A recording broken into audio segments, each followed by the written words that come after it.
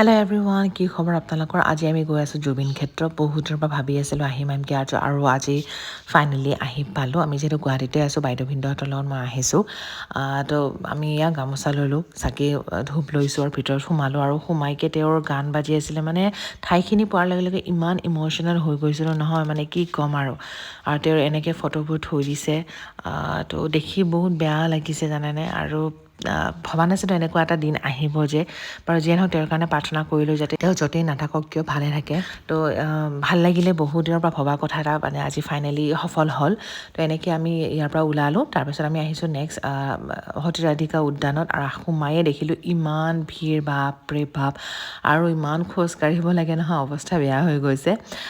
সেইকাৰণে মই শ্ৰেয়ানক লৈ অহা নাই।